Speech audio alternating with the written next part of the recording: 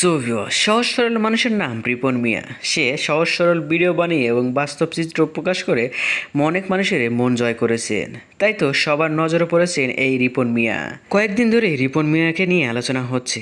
সে নাকি বাবা মাকে দেখভাল করেন না এবং ভরণ পোষণ করেন না। আজকে জানাবো রিপন মিয়াকে নিয়ে একটি চাঞ্চল্যকর তথ্য। এই ভিডিওতে সেটাই আমি এই ভিডিওতে দেখিয়ে দেবো। আপনারা যদি বিনোদন জগতের সকল খবর পেতে চান তাইলে এই চ্যানেলটা সাবস্ক্রাইব করুন। চলুন ভিডিওটা শুরু করা যাক।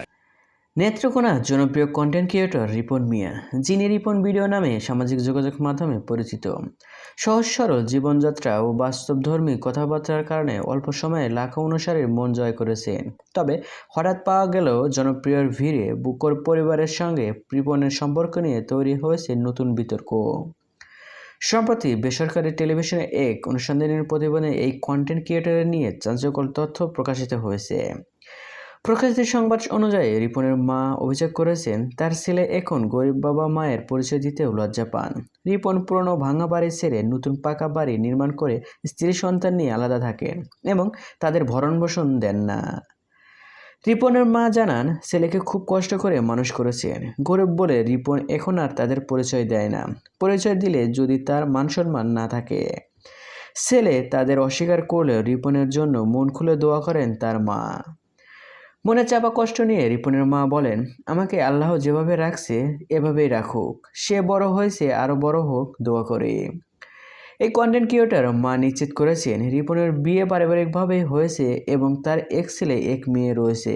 তবে অনুসন্ধানে প্রতিবেদনে রিপন মিয়ার তার পরিবারের সম্পর্কে জিজ্ঞাসা করা হলে তিনি ভিন্ন তথ্য দেন। স্ত্রী ও 2 সন্তান থাকার কথা অস্বীকার করে দাবি করেন তিনি বিয়ে করেননি।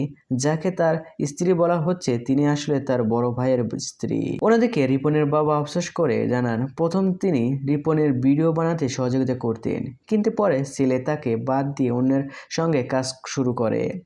সেই আক্ষেপে এখন তিনি ছেলের ভিডিও দেখেন না। বাবার দাবি, রিপন ভরণ পোষণ না দিলেও খোঁজ খবর নেন। এসব নিয়ে রিপনের সঙ্গে কথা বলার চেষ্টা করলেও রাজি হননি তিনি। তবে বাবা মাকে ভরণ পোষণ না দেওয়ার বিষয়টি মিথ্যা বলে দাবি করেন রিপন মিয়া। এর আগে তার নিজের ফেসবুক পেজে দেওয়া এক পোস্টে সাংবাদিকের বিরুদ্ধে নানান অভিযোগ তুলে ধরেন। লেখেন, অনুমতি ছাড়া সাংবাদিকরা তার ঘরে প্রবেশ করে পারিবারিক সদস্যের ভিডিও করেছেন। রিপনের এই পোস্টটি মুহূর্তে ভাইরাল হয়ে যায়। এই কথাটি আপনার কি মতামত কমেন্ট বক্সে জানিয়ে দিন। আর হ্যাঁ, রিপন মিয়া কি আসলেই খারাপ? এই ভিডিওতে আপনার কি মতামত কমেন্ট বক্সে জানিয়ে দিন। আর হ্যাঁ, বিনোদন জগতের সকল খবর পেতে চ্যানেলটি সাবস্ক্রাইব করুন। ধন্যবাদ।